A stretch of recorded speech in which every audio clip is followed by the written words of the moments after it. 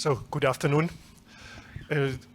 Since I've seen that my predecessor asked you a few questions, I will also start with a question. Does anyone know what's the formal relationship between responsible wood and PEFC? What's the link between the two? Responsible wood is a recognised and licensed scheme under PEFC, as I understand it. That's the key element with the practical consequences for the market. From a legal perspective, responsible wood is a member of an association according to Swiss law, and that's the PEFC Council. So the PEFC Council is the umbrella organization of currently 54 national systems, so-called national governing bodies, like Responsible Wood for Australia. Thank you very much to the organizer here of your conference to give me the opportunity to talk to you. I will give you a little bit an overview why PEFC, why we assume that forest certification still matters. And I will start with a few things not directly linked to certification. The last months I'm traveling a lot. I visited lots of our members, lots of stakeholders in different countries, Africa, Europe, now here in New Zealand, Australia. And there are lots of differences between the countries, between the regions, but there are a few things that are in common, that are very, very similar to all those countries.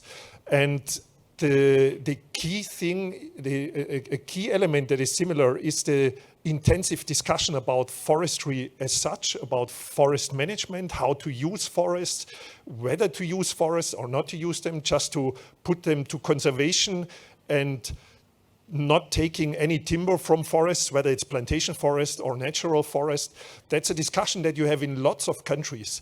And very typical for those discussions, the closer the next elections in the country, the hotter these discussions, because it's very political. It's much more, the questions how to use forests are much more political than 10 years ago. I just said it in the morning here, 10 years ago, I had challenges to explain my friends what I'm actually doing, that I'm working in forestry with sustainable forest management. Today, lots of people know something about forests, that they are relevant for carbon, that they are relevant for biodiversity, for livelihoods, for lots of services that can be delivered. So lots of difference between the regions, lots of things which are in common. A key element, carbon, is under discussion or is part of the discussion. Carbon sequestration, carbon storage, key elements, key things that forests can contribute to mitigation of climate change, to sustainable developments, to development of our societies.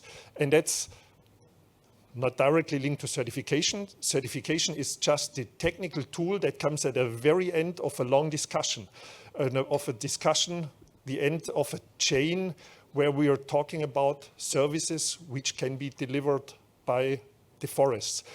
At the same time, we recognize an increased demand, increased pressure on forests. Lots of sectors, lots of industries, lots of products want to use timber from forests, material from forests, whether it's for construction, whether it's for textiles. It's a growing area. To me, it sounded, when I heard it the first time, textiles, forestry, sounded very strange. In lots of countries, very large companies invest millions in setting up plants, developing, building plants for viscose production. So for basics for textiles.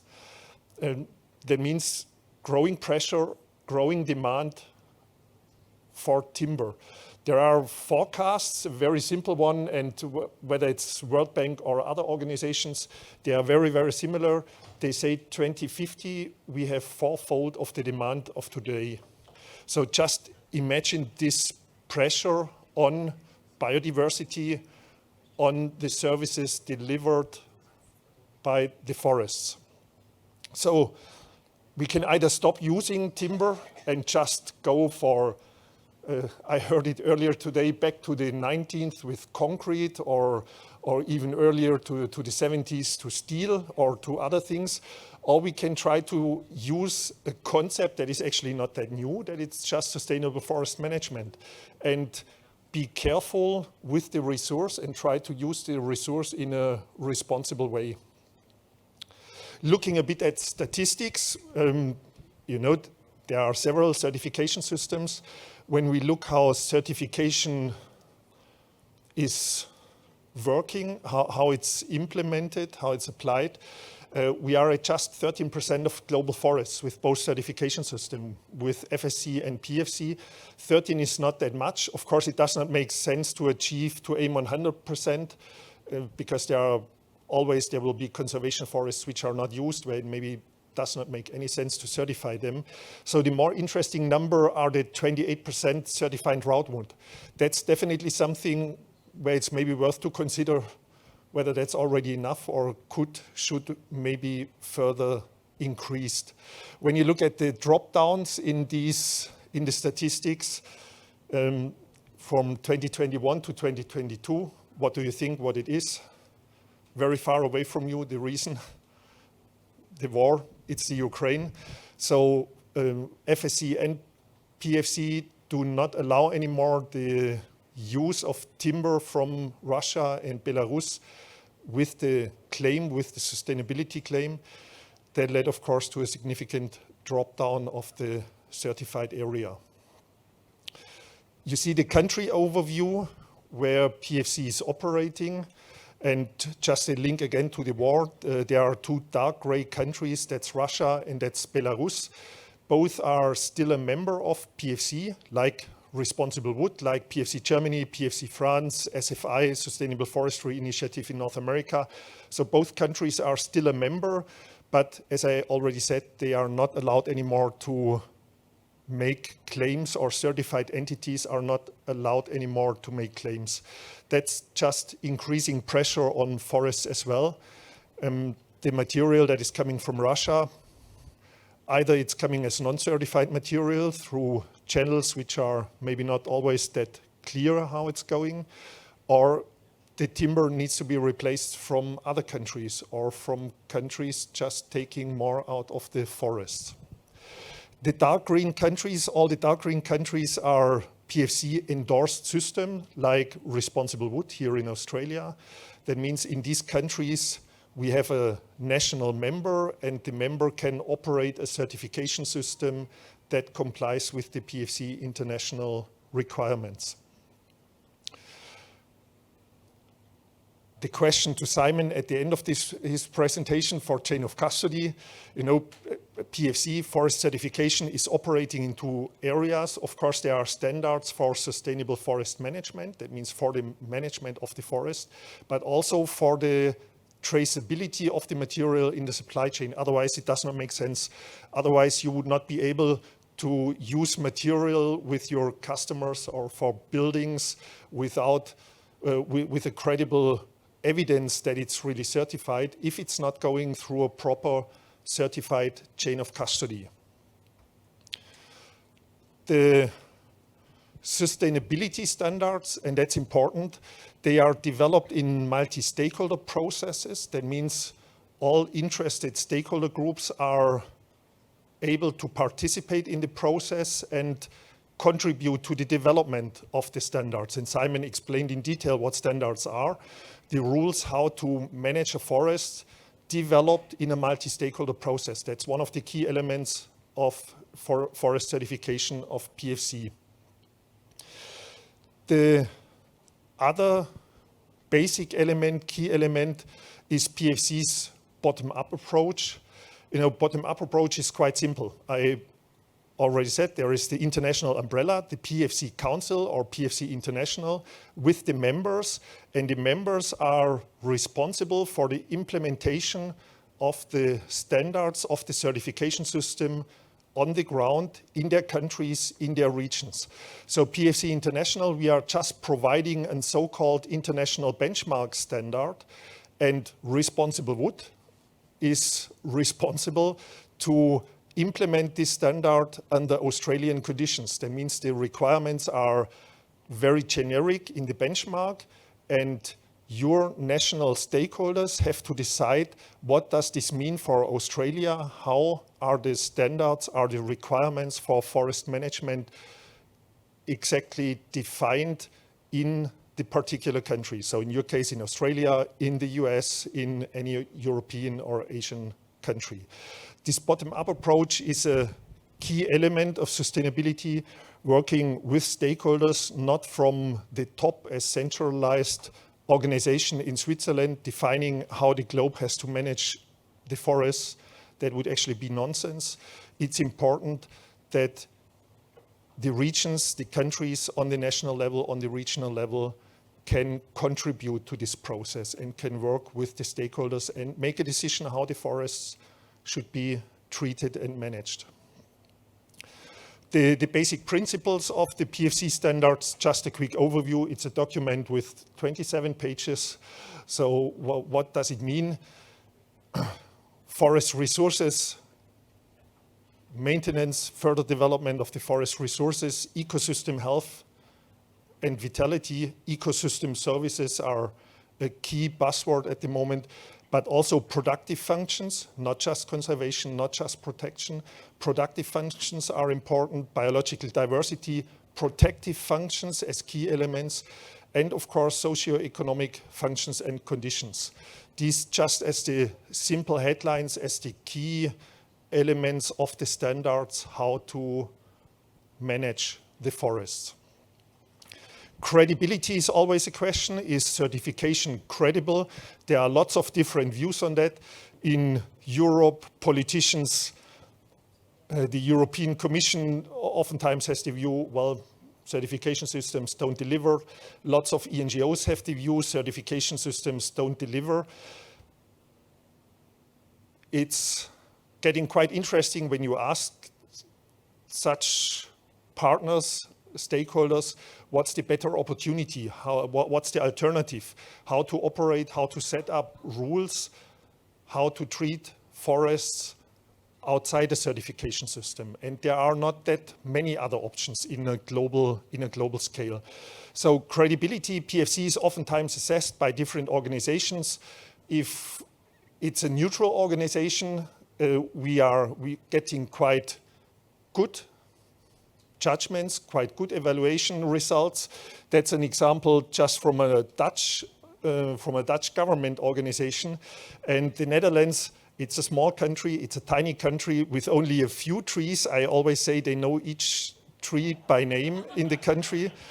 But they have, for some historic reason, an incredible influence on the global timber market. So if the Dutch government, if these TPEC organizations comes to the conclusion that PEFC is crap, then PEFC employees around the world are working 24/7 to solve this.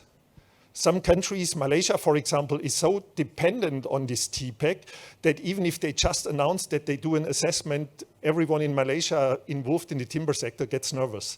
So it has an incredible influence, and therefore we are quite happy when they come to such a conclusion from an independent, very critical perspective that PEFC is delivering. So I already mentioned it, lots of pressure, lots of expectations on forests, on forest certification, on organizations, companies using timber, lots of criticism when you see forest workers operating in the forest. I live in a very rural area in Germany, in southern Germany.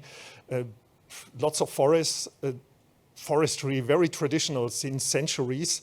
And I have lots of friends working in the forest as forester, and they report from an increasing number of, let's say carefully, unfriendly attacks on forest workers. So people coming from cities around the forest, going to the forest, cross-country skiing or hiking during the summer, and if they see that there is someone working in the forest, even not cutting a tree, just doing some other maintenance work, they attack those people. It's getting worse and worse and worse, and that's a challenge, of course. That's a challenge to explain, to justify under such circumstances why it makes sense to use timber. When you look at TikTok, when you look at lots of other social media, when you look at Greta Thunberg, not criticizing her. I appreciate that people exist who challenge politicians and the planet. But when people like her stand with a big banner, and on the banner stands forests are not renewable, that leaves a specific perspective. And it's quite difficult to argue against something like this. And there might be parts which are not renewable, but with a sustainable forest management in a forest that can be used, it's maybe nonsense not to use this sustainable resource for construction for lots of different purposes. So why certification matters, I hope you got it a little bit already from what I said. Why we still believe that it makes sense, why it's good that Responsible Wood is promoting certification in Australia, why it's good that our other members promote it. We want forests to stay forests, yes, but we also want to use the renewable resource and to build things, the planet, with timber, different products.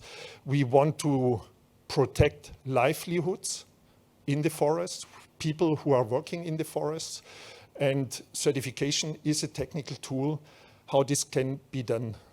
And you all have a role in this game, and that's important. We have to educate people about advantages of timber. Timber is good. Timber in general, I guess, if it's not illegal. Certified timber is better. Source PEFC. You can also source FSC, I don't mind, but rather PEFC, of course, or Responsible Wood. But you should have some evidence that timber is originating from sustainable sources. PEFC wants to be an element of stability. In this development, with all this pressure, we want to provide a tool for stability that everyone can use timber. You can build with timber, you can develop packaging with timber, and you can trust that you don't contribute to deforestation with the use of the material. And that's it. Thank you very much for listening. Fantastic. Thank you very much. Can everyone put their hands together for Dr. Michael Berger? Now, Michael, can I just borrow this? Thanks. We'll just use this one for the time being.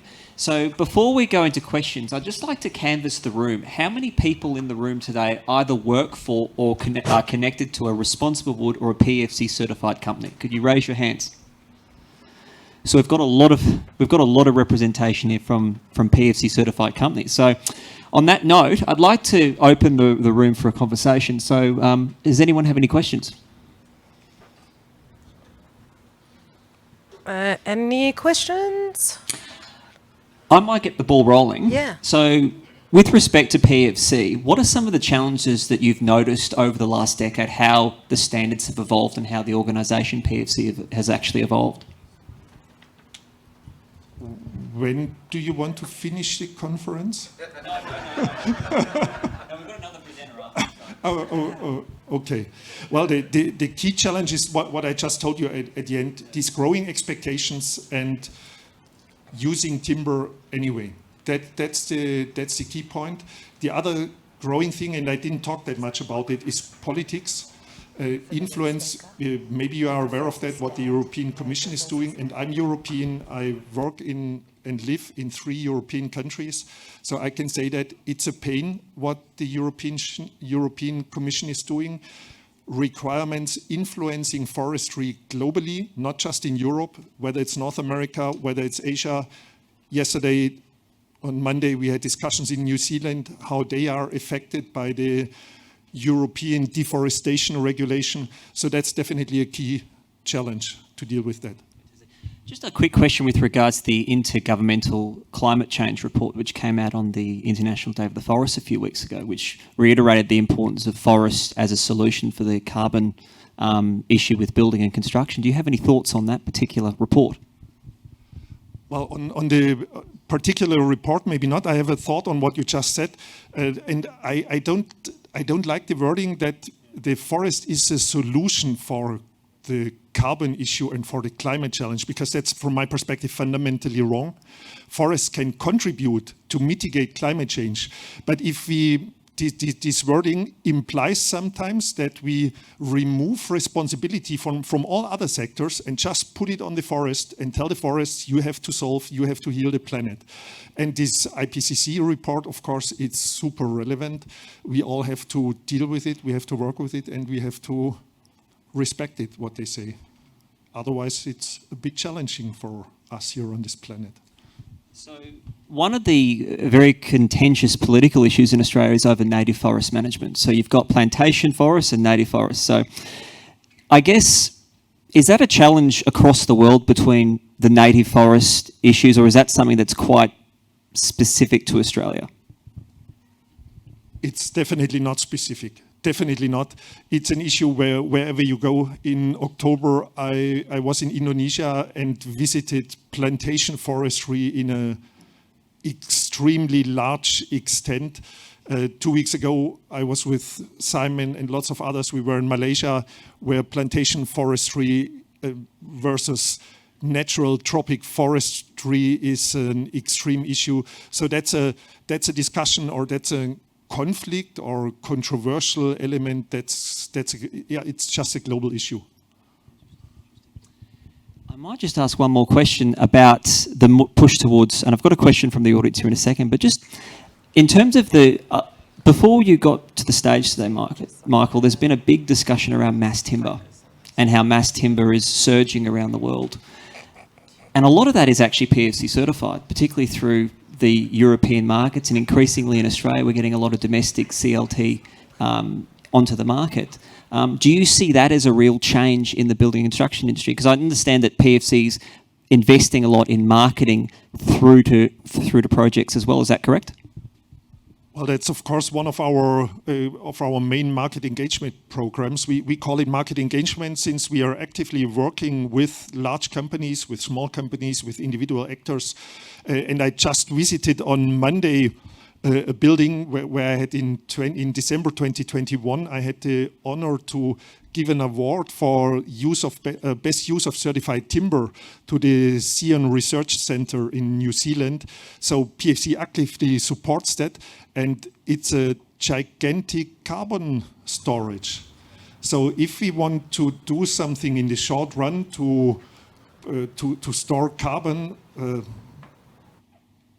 building buildings may be one of the best options.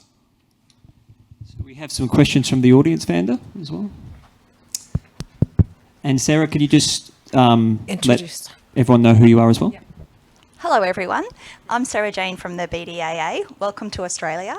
I just wanted to ask you, on your tour while you're here, what's your main goal that you're trying to achieve? Well, the main goal actually is quite simple. No travel during more than 2 years with COVID. And you can do a lot of things on remotely, yes, but meeting people and building relationships, raising awareness for specific issues, there are things, I guess we all know that you can just do that in person. So for me, it's an incredible pleasure and honor to meet people, to talk like with you today about use of timber, to see where are common ideas, where do we have differences. And I can take this with me to Geneva and influencing PEFC's work by that. Of course.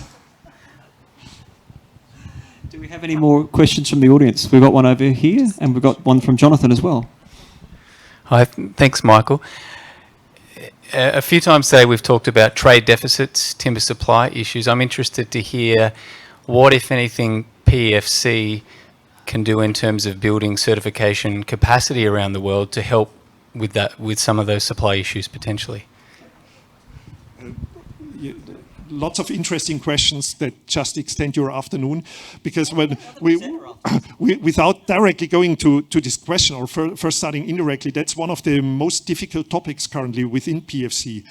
The extending to new countries on the one hand, and saying no extension, we rather want to consolidate and increase quality in the countries where PEFC is already operating. So that's a big discussion for our members, and those who are against an expansion, we need to give some confidentiality that we don't do it just for the sake of expanding. The easy countries are done. When you remember the world map, we need to go into areas with challenging governance structures, with lots of challenges with forest-related stakeholders. But PEFC definitely is working. We have a board committee who's working on that. We have in the office in different regions committees working on that.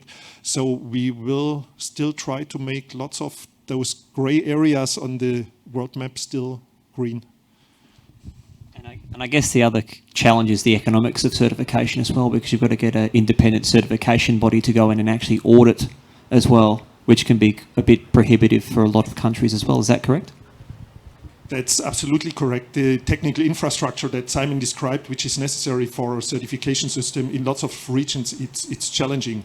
So in Africa, we recently endorsed a system, it's called PEFC Congo Bassin. It's a system based on a cooperation between Gabon, Cameroon, and Republic of Congo. And we needed months to find an accreditation body and certification bodies who are ready to operate in this region. So just the technical infrastructure sometimes can be a challenge, yeah. It's toing and froing. Vanda, do we have any more questions? I thought, yeah. Fantastic. Hi, Katie from Polytech. I just wanted to ask, at the beginning you were talking about there's going to be 4 times the demand of timber by 2050, and that's less than 30 years away, which is how long it takes to grow the trees in our line of business. And I was wondering, in your position, have you seen investments in kind of tackling that issue, and have you seen anything to kind of help this situation that we're coming up to? Not really, unfortunately. That's a we need a miracle. The forecast of the demand is one thing. And there are lots of studies, and PEFC has done one, or we appointed a company to do it for us in 2017. How to deliver this demand. And the only thing where is a kind of agreement is that it can't deliver by just increasing plantation area, because globally there is not enough area where you can just build these plantations to deliver the timber. So it means it needs always natural forests to deliver the material. That is quite clear. Just plantations cannot do this. We need a kind of sustainable management in natural forests. Otherwise, even today's demand is hard to deliver. And without an increase, we will not be able to deliver, or the forests will not be able to deliver the fourfold. There are, of course, lots of discussions around GMOs to increase productivities with genetically modified organisms in some regions globally. Maybe this contributes, yes, but I'm not sure whether it contributes that much. Got a question from David Baggs as well from Global Green Tech. Thank you.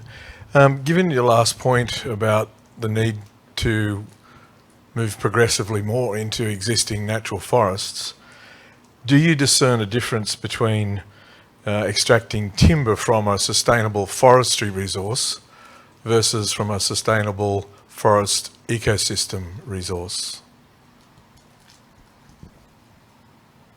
I'm not sure whether I fully understand your question. There is obviously an ability to sustainably harvest trees from existing native forests, but there's a much, much bigger challenge in establishing and conserving the existing forest ecosystems in that process. So I wonder how you discern between the two. Well, the forest certification systems, whether it's FSC or PEFC, have rules in there or in their requirements for, the PEFC calls it ecologically important areas, how to manage such areas under very specific conditions. And that's, of course, one of the most sensitive topics, to be careful with ecologically important forest areas and not just destroy them. Or degraded forest, for example, is also such an issue. We have both systems, now I'm just talking about PEFC, allow building plantations on degraded forests. But what is a degraded forest? When you go to the tropics, you can easily degrade a forest. A smart forest manager can decide today, okay, I do a few things in a tropical forest in the next 2 years, and in 5 years it's considered as degraded, and then we put a plantation and even get a certification for that. So that's just a sensitive area where our certification bodies have to be careful, where the rules need a set up accordingly.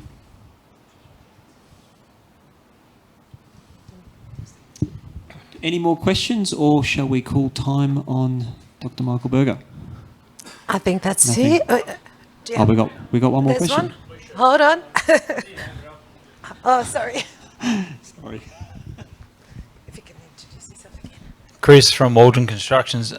With this 4 times the need for timber, and we're saying that's a real challenge, but yet we're still touting it as being sustainable and renewable. Doesn't really sound like it is. It is a challenge, definitely. And if we don't manage that, then the planet has not the planet has a problem, the humans have a problem. Yeah.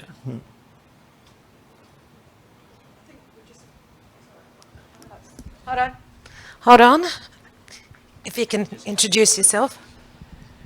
Hi, my name's Katie. I work for Hine Timber. I'm also on the board of Responsible Wood. But I think in answer to your question, the issue we've got is not that timber's no longer renewable, sustainable. We'll still have the volumes that we have now from sustainably managed forests. What we won't have is the ability to meet increased volumes. What we have will still be sustainable and renewable, but we won't have enough. We're not going to just eat into more forest, if you know what I mean, to get increased volumes of timber, because that's deforestation, and it won't be sustainable. So the issue we've got is not the renewability of the timber, it's the ability to have increased volumes. Yeah. Well, we won't have increased volumes because we're not putting trees in the ground. It's a real issue.